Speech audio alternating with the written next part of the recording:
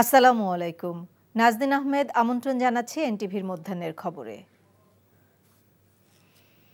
অন্তর্বর্তী সরকারের প্রধান উপদেষ্টা অধ্যাপক ডক্টর মোহাম্মদ ইউনূস বলেছেন, গত বছর তরুণরা আন্দোলনের মাধ্যমে দেশে যে পরিবর্তন এনেছে তাদের সেই স্বপ্ন বাস্তবায়নে কাজ করছে তার সরকার। চীনের বিখ্যাত পিকিং বিশ্ববিদ্যালয় থেকে সম্মানসূচক ডক্টরেট ডিগ্রি গ্রহণের পর বক্তব্যে এসব কথা বলেন অধ্যাপক ডক্টর মোহাম্মদ ইউনূস। চীনের স্থানীয় সময় সকালে পিকিং বিশ্ববিদ্যালয়ের পক্ষ থেকে সমাজতন্ত্রী ডিগ্রি দেওয়া হয়। এ সময় ডক্টর ইউনূস বলেন, নতুন বাংলাদেশ গড়তে হলে দেশকে ক্ষুধা এবং দারিদ্র্যমুক্ত করতে হবে। এই জন্য প্রয়োজনীয় কার্যক্রম গ্রহণ করা হয়েছে বলেও জানান তিনি। 4 দিনের চীন সফরে গতকাল প্রেসিডেন্ট শি জিনপিং এর সাথে দ্বিপাক্ষিক বৈঠক করেন প্রধান উপদেষ্টা। 4 দিনের সফর শেষে আজ তার দেশে ফেরার কথা রয়েছে। This recognition once again reminds me of my commitment to work for realizing the dreams of the millions of youths who were the vanguards of the transformational changes in Bangladesh just last year. Their vision to establish a new Bangladesh in place of the Bangladesh that we had until last year. A new Bangladesh which will be free from poverty, hunger, unemployment, and destitution. We are embarked on a series of reforms to make governance transparent and democratic, to ensure economic policies which are inclusive. Our reform initiatives are at the top of our priority. প্রিয়জনের সঙ্গে ঈদ করতে রাজধানী ছাড়ছেন ঘরমুখো মানুষ। Kamalapur railway station সহ রাজধানীর বাস টার্মিনালগুলোতে নারীর টানে বাড়ি ফেরা মানুষদের উপচে পড়া ভিড় দেখা যায়। শিডিউল বিপর্যয় না থাকায় ট্রেন যাত্রায় স্বস্তি প্রকাশ করেছেন যাত্রীরা। তবে সড়কপথে বাড়তি ভাড়া সহ টিকিট না পাওয়ার অভিযোগ যাত্রীদের। নূর হোসেনের রিপোর্টে বিস্তারিত। মুসলমানদের ঘরে ঘরে দরজায় কড়া নাড়ছে পবিত্র ঈদ উল ফিতর। প্রিয়জনের সংস্পর্শে ঈদ করতে হবে, তাই বাড়ি যেতেই হবে। সব ঝক্কি পেছনে ফেলে নগরবাসীরই ছুটে চলা। ট্রেনে ছাদে উপচে পড়া যাত্রীদের ভিড়। আছে পবিত্র ঈদ উল ফিতরে লম্বা ছুটি পাওয়ার উচ্ছ্বাস। আমরা ফ্যামিলি যারা আসছি তারা একসাথে সিট পাচ্ছে না। দেখা যাচ্ছে যে পরিবারের এক একজনকে বিচ্ছিন্নভাবে বসতে হচ্ছে, এটাই ভোগান্তি। আর এমনিতে সব ঠিক আছে। সবসময় তো ঢাকায় থাকা পড়ালেখার কারণে কিন্তু বছরে একবার তো আত্মীয় স্বজনের সাথে দেখা করতে যাইতে হয়। সেই উদ্দেশ্যে আর কি ঈদটা বাড়িতে করা। ভোর থেকেই ঘরমুখো মানুষের স্রোত দেখা যায় রাজধানীর কমলাপুর রেল স্টেশনে। নির্ধারিত সময়ের আগেই অধিকাংশ ট্রেনকে প্ল্যাটফর্মে অবস্থান নিতে দেখা যায়।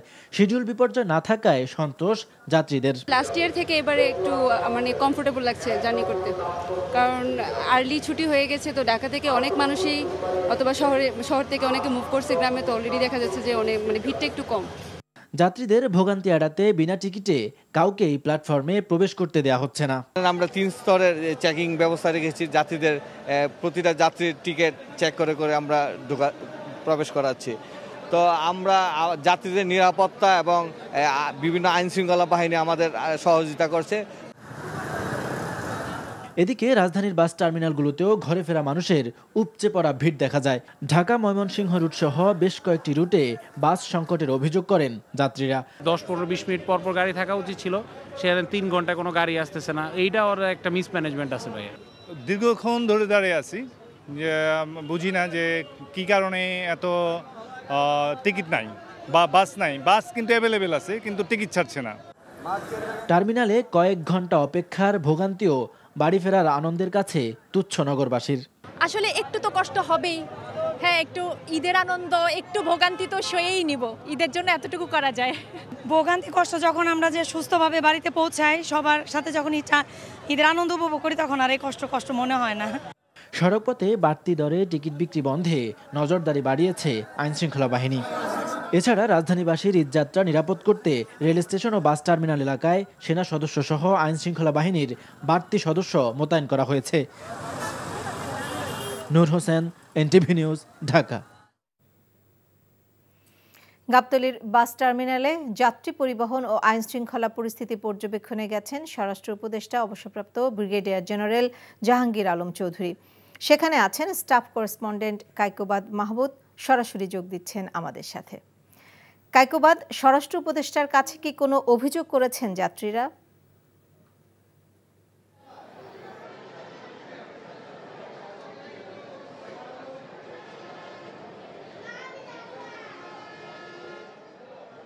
নাজনীন, স্বরাষ্ট্র উপদেষ্টা কিছুক্ষণ আগেই কিন্তু গাবতলী বাস টার্মিনাল এবং এর আশেপাশে এলাকা কিন্তু পরিদর্শন করে চলে গিয়েছেন। তিনি যাওয়ার আগে কিন্তু পরিদর্শন করে গণমাধ্যমের সাথে কথা বলেছেন। তিনি আমাদেরকে যেটি বলছেন যে তাদের কাছে কিন্তু এবার অভিযোগের সংখ্যা অনেকটাই কম। তিনি বলছেন যে সবাই আসলে কম যেটি নির্ধারিত সরকার নির্ধারিত করা সেটি দিয়ে কিন্তু যেতে পারছেন। তারপরেও কিছু অভিযোগ আছে, তিনি তার ভাষায় যেটি হচ্ছে 2-1টি অভিযোগ এসেছে, তারা সেগুলোর বিপরীতে ব্যবস্থাও নিচ্ছেন, তিনি এটি জানিয়েছেন। একই সাথে তিনি বলেছেন যে যদি কোনো ধরনের বাড়তি ভাড়া চাওয়া হয় বা কোনো ধরনের সমস্যা হয় যাত্রীদের, তারা কিন্তু বিআরটিএ অর্থাৎ সড়ক পরিবহন কর্তৃপক্ষকে যাতে অভিযোগ জানায় সেক্ষেত্রে কিন্তু তড়িৎ ব্যবস্থা নেওয়া হবে বলে তিনি জানিয়েছেন। আর তার কাছে প্রশ্ন ছিল নিরাপত্তা ব্যবস্থা নিয়ে। ঢাকা শহর যেহেতু ফাঁকা হয়ে যাচ্ছে, ইতিমধ্যে ফাঁকা হয়ে গিয়েছে, নিরাপত্তা ব্যবস্থা নিয়ে কিন্তু তার কাছে প্রশ্ন ছিল।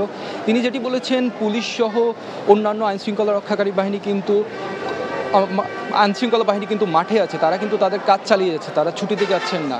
তাই আর একই সাথে কোনো ধরনের ষড়যন্ত্রের হুমকিও নেই বলে তিনি জানিয়েছেন। সব কিছু মিলিয়ে তিনি আশা করছেন যে এবার একটি সুষ্ঠু সুন্দর ঈদ কাটাতে পারবে নগরবাসী। একই সাথে ঈদ যাত্রাটাও কিন্তু একই সাথে নির্বিঘ্ন হবে বলে তিনি আশা করছেন। কিন্তু আর আমরা এখানে যাত্রীদেরও দেখছি, গাবতলীর বাস স্ট্যান্ডে কিন্তু তেমন ভিড় আমরা সকাল থেকে দেখতে পাচ্ছি না এখানে।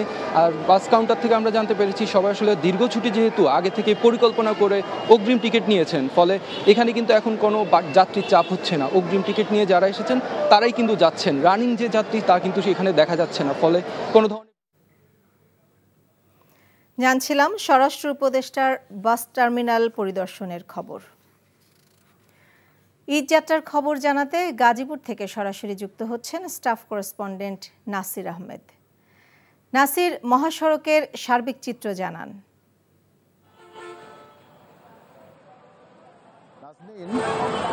মহাসড়ক যানবাহন চলাচল আসলে মহাসড়কে স্বাভাবিক রয়েছে। আমার পিছনে যেটা দেখছি না, ঢাকা ময়মনসিংহ মহাসড়ক, এই সড়কে যানবাহন চলাচল খুবই স্বাভাবিক। শুধু কয়েকটি পয়েন্টে যেখানে যাত্রী ওঠানামা করানো হয় এবং যানবাহনগুলো এলোমেলোভাবে দাঁড় করিয়ে যাত্রী ওঠানামা করায়, সেই সব ক্ষেত্রে যানবাহনের একটু ধীরগতি দেখা যায়। এছাড়া ঢাকা টাঙ্গাইল মহাসড়কেও চন্দ্রা এলাকায় এই যে যাত্রী ওঠানামাকে কেন্দ্র করে যানবাহনের জটলা রয়েছে। এছাড়া ওই স্টেশনগুলো থেকে বাইরে যানবাহন চলাচল স্বাভাবিক রয়েছে এবং মহাসড়কগুলো মোটামুটি যানজট মুক্ত রয়েছে। এছাড়া আমার বাম দিকে যেটা রয়েছে এটা ঢাকাগামী রাস্তা। এই ঢাকাগামী রাস্তাগুলো ঢাকার দিকে যে সমস্ত যানবাহন যাচ্ছে সেইগুলো যানবাহনের ঢাকাগামী রাস্তাটা অনেকটা গাড়ির চাপ রয়েছে বলে আমরা এখন দেখতে পাচ্ছি। এই ছিল সার্বিক চালচিত্র। নাজনীন, গাজীপুর থেকে জানছিলাম ঈদ যাত্রার খবর। ঈদের ছুটির দ্বিতীয় দিনেও স্বস্তিতে বাড়ি ফিরছে মানুষ। সড়ক মহাসড়কে নেই বাড়তি যানবাহনের চাপ। স্বজনদের সাথে ঈদ আনন্দ উপভোগ করতে ঢাকা মাওয়া এক্সপ্রেসওয়েতে যাত্রীবাহী বাসের পাশাপাশি ব্যক্তিগত গাড়ি ও মোটরসাইকেল নিয়েও ছুটছেন দক্ষিণ পশ্চিমাঞ্চলের 21 জেলার মানুষ। তবে এই মহাসড়কের কোথাও কোনো যানজট বা বিড়ম্বনা নেই বলে জানিয়েছেন ঘরমুখ যাত্রী ও যানবাহনের চালকরা। এছাড়া ঢাকা চিটাগং মহাসড়কের মুন্সিগঞ্জের গজারিয়া অংশে 13 কিলোমিটার অংশে কোনো যানজট নেই। এদিকে গেল 24 ঘন্টায় পদ্মা সেতুতে 4,25 লাখ টাকার টোল আদায় হয়েছে বলে জানিয়েছেন সেতু সংশ্লিষ্ট কর্মকর্তারা। গাজীপুরের কালিয়াকৈর চন্দ্রা মোড় এলাকায় যাত্রী ওঠানামাকে কেন্দ্র করে এলোপাথারিভাবে বাস দাঁড় করানোর জন্য যানবাহনের জটলা রয়েছে। এর ফলে শুধু চন্দ্রা মোড় এলাকায় ধীর গতিতে চলছে যানবাহন। এছাড়া ঢাকা টাঙ্গাইল মহাসড়ক গাজীপুর অংশে যানবাহন চলাচল স্বাভাবিক রয়েছে। অপরদিকে ঢাকা ময়মনসিংহ মহাসড়কে টঙ্গীর চারাকালী বোর্ড বাজার, ভোগড়া বাইপাস মোড় এবং চান্দনা চৌরাস্তা এলাকায় যাত্রী ওঠানামাকে কেন্দ্র করে মাঝে মাঝেই যানবাহনের জটলা সৃষ্টি হয়। নারায়ণগঞ্জে ঢাকা চট্টগ্রাম, ঢাকা সিলেট সহ বিভিন্ন সড়ক মহাসড়কে নেই ঈদের সেই চিরচেনা যানজট। ঢাকা টাঙ্গাইল যমুনা মহাসড়কে যানবাহনের চাপ বাড়লেও নেই যানজট, ফলে স্বাচ্ছন্দ্যে বাড়ি যাচ্ছেন ঘরমুখ মানুষ। গত 24 ঘন্টায় যমুনা সেতুতে 3,38 লাখ টাকার টোল আদায় হয়েছে। এদিকে পাটুরিয়া ঘাটেও ফেরি অপেক্ষা করছে বাসের জন্য। ঢাকা চট্টগ্রাম মহাসড়কের খবর জানতে এখন যাচ্ছি কুমিল্লায়। সেখানে আছেন আমাদের স্থানীয় প্রতিনিধি মাহফুজ নান্টু। মাহফুজ, ঈদে ঘরে ফেরা মানুষের চাপ তো বেড়েছে, ঢাকা চট্টগ্রাম মহাসড়কের চিত্র কেমন দেখছেন? আমরা আসলে যাত্রীবাহী বাস এবং প্রাইভেট কার মাইক্রোবাস সেগুলো আমরা লক্ষ্য করেছিলাম আজকে গাড়ির চাপ অন্য দিনের তুলনায় অনেক বেশি রয়েছে ঢাকা চট্টগ্রাম মহাসড়কে, বিশেষ করে দাউদকান্দি থেকে এবং চট্টগ্রাম পর্যন্ত কুমিল্লা মহাসড়কে, বিশেষ করে দাউদকান্দি থেকে এবং চট্টগ্রাম পর্যন্ত কুমিল্লার যে 105 কিলোমিটার রয়েছে পুরো এরিয়াটাতে এই গাড়ির চাপ আজকে অনেক বেশি অন্য দিনের তুলনায়। তবে কোথাও কোনো যানজট নেই। এখন পর্যন্ত আমরা যে খবরটি নিয়েছিলাম যে কুমিল্লার এই অংশটিতে মহাসড়কের 12টি স্থানে যে যানজট হওয়ার কথা সেগুলোতে পুলিশ, সেনাবাহিনী, স্বেচ্ছাসেবক অনেকেই কাজ করছেন, যার ফলে এখন পর্যন্ত আজকের দিন পর্যন্ত উল্লেখ করার মতো তেমন কোনো যানজট নেই। তো আগামী 2 দিন এবং 3 দিন ঈদের পর পর্যন্ত, বিশেষ করে 8 মার্চ পর্যন্ত একই রকম সেবা তারা দিয়ে যাবেন মহাসড়কে। সব মিলিয়ে বলা যায় যে এবার যে ঈদে ঘরমুখো মানুষ রয়েছেন তারা অনেকেই স্বস্তিতে বাড়ি ফিরছেন, যে কারণে বলা যায় যে এখন মহাসড়কে তেমন কোনো যানজট নেই। নাজনীন, এই ছিল কুমিল্লা থেকে ঢাকা চট্টগ্রাম মহাসড়কের সর্বশেষ। ঈদ উল ফিতরের আর মাত্র কয়েকদিন বাকি। শুধু নিজে বা পরিবারকে সাজালেই হবে না, পাশাপাশি নিজের ঘরকেও সাজানোয় এখন ব্যস্ত অনেকে। রাজধানীর শপিং মলগুলোতে এখন দেখা যাচ্ছে গৃহসজ্জার দোকানে নারীদের ঘর সাজানোর উপকরণ কেনার ব্যস্ততা।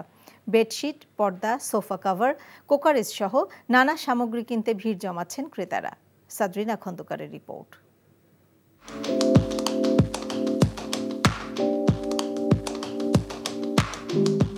ঈদের আমেজ ঘরে বাইরে সব জায়গায়।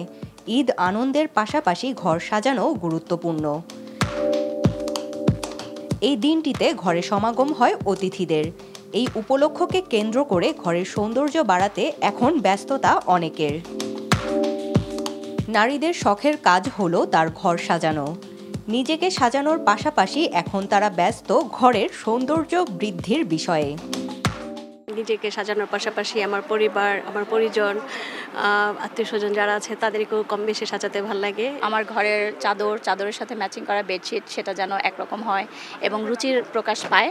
এবার যেমন আমাদের বেশি ঈদের পরপরই মানে 2 দফায় হয়তো অতিথিরা আসবে, সো সেই উদ্দেশ্যে হচ্ছে এবার ঈদে ঘর সাজানোর যে কেনাকাটাগুলো সেগুলো করছি। রমজানের শেষে এসব পণ্যের চাহিদা বাড়ে, তাই বেচা বিক্রি ভালোই চলছে বলে জানান বিক্রেতারা। বেডশিট, বেড কভার, পর্দা, মশারি, সোফার কভার, এই আইটেমগুলো আর কি। ক্রোকারিজে গ্লাস জগ, ডিনার সেট, সব ফ্যান্সি আইটেম, গ্লাস স্ট্যান্ড, এই জাতীয় জিনিসগুলো লাস্ট পর্যায়ে গিয়ে বিক্রি কিনে হয়।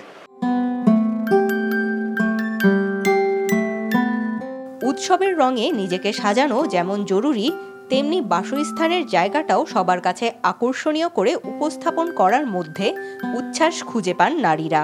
তাই নতুন বেডশিট, পর্দা সহ খাবার পরিবেশন করার ক্রোকারিজ আইটেম সবকিছুতেই নতুনত্বের ছোঁয়া দিতে তাই এত তোড়জোড় চলছে। সাদরিনা খন্দকার, এনটিভি নিউজ, ঢাকা। ঈদের আগে টুপি আর আতর কিনতে রাজধানীর বায়তুল মোকাররম জাতীয় মসজিদের সামনে ভিড় করেন অনেকে। সেখানে আছেন স্টাফ করেসপন্ডেন্ট সাদরিনা খন্দকার, সরাসরি যোগ দিচ্ছেন আমাদের সাথে। সাদরিনা, ক্রেতাদের ভিড় কেমন দেখছেন?